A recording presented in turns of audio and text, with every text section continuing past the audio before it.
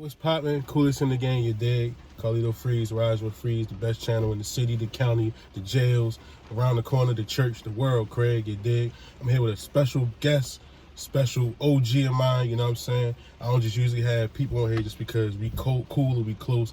It's about purpose. It's about quality interviews, quality people. I met him as Mouse, but however you want to introduce yourself, I'm with it. So introduce yourself to the people, you dig? All right, I'm brother Tafari. Brother Tafari. Yeah. So I can't occasionally call you Mouse or just keep it You Tafari. can call me Mouse. All right, cool, because I'm the youngin'. You feel me? Yeah. I wanted to ride around and do the interview, but it's raining and then insurance yeah. be. You know what I mean, I ain't Yeah, it's best to be safe. Absolutely, you dig. So what's going on with you? You know what I mean, big homie? What's up? What's going on? What's the move? Well, you know, I'm doing a lot of different things, man. Yeah. First and foremost, trying to help the city change its genocidal murder rate. It's actually, you know, killing us, and you know, and doing it in a different way, trying to come up with economic means to give brothers employment opportunities, and you know, entrepreneurial skill sets that they can, you know, take advantage of and become their own entrepreneurs. Right. Okay. So what? Let's take it back a little bit. When did you have you kind of been doing this all your life, or this is kind of like in the past recent 5-6 years you kind of started turning the coin and do it? Well, you know, I've been a man of the people, as I call. I've been a man of the people for years. You know, but on the streets, I was incarcerated for almost 14 years. Wow. And mainly that's when I got my calling in there. Okay. You know, the rights for brothers inside, prisoners' rights, you know, health, food, whole bunch of stuff that we had to fight for in there. You know, like you really got to fight, and the way you fight in there is you fight the way you had to fight through pen and legal ways and other means. Yeah. But you know, and that gave me the spirit to fight for the people. And you know, it just manifested. I was in an organization in there, a religious organization called the Lost and Found Nation of Islam. Oh, okay. And so that's under Elijah Muhammad's son.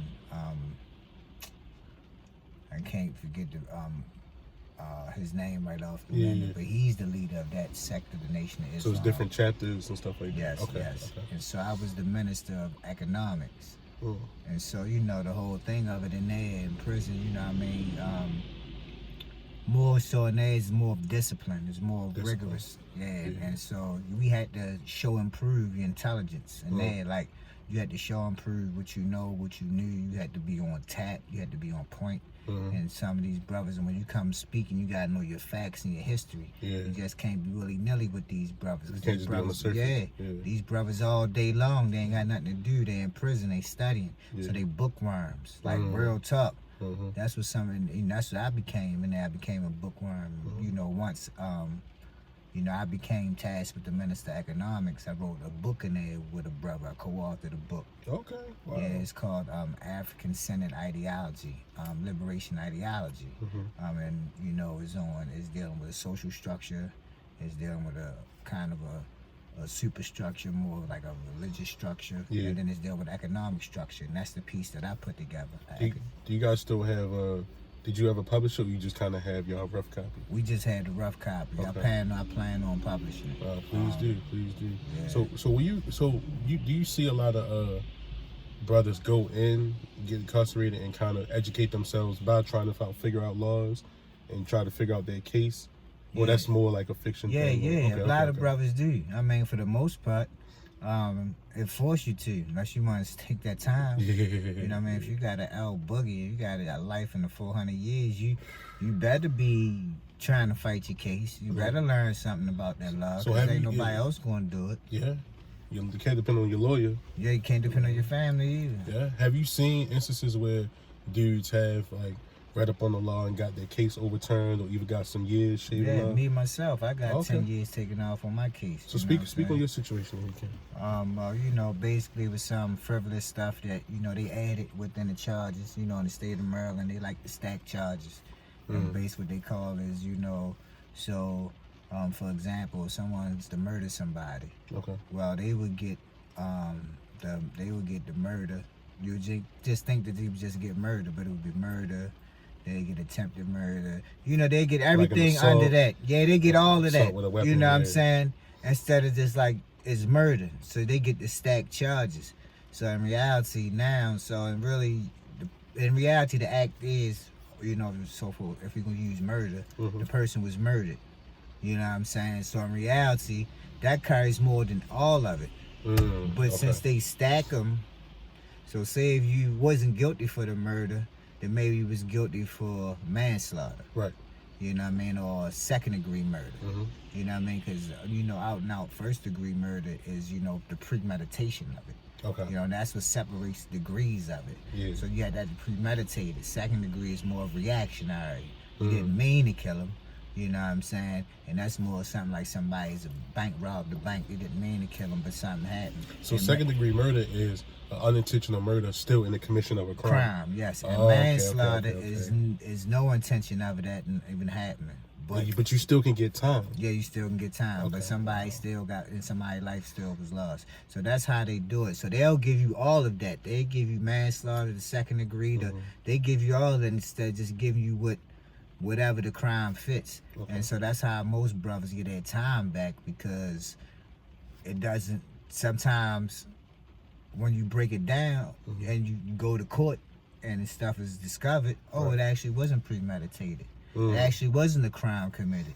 So so now you got to kind of find out where it falls in. Yeah. That's why they got different degrees. But for them to do the stacking, you know, which is kind of unconstitutional, I think, but for them to do the stacking, that way they like, if we can't get you with something, if it's like we can't get, like, it's like them having a whole bunch of apples and throwing them at you. If one, you know, instead of having one apple and throwing, you can easily dodge that. But if you got all these 9 different apples coming at you, you're gonna get hit by one or two, you know what I mean? And then that's how they like to do it. Yeah, we got more bullets in the ammo, something going to put and you, mentally it's a burden, because you feeling like, you know, it's a pile up. And they don't put the sentences, they don't hand out the sentences concurrent, it's consecutive. No, they hand them out the same. They hand them out depending on the case. You know, it's for example, you know, I had some of my sentences were concurrent and some of it was consecutive. Part of it was, you know what I'm saying? And so for the most part of it, I was able to alleviate that part through getting 10 years of that back.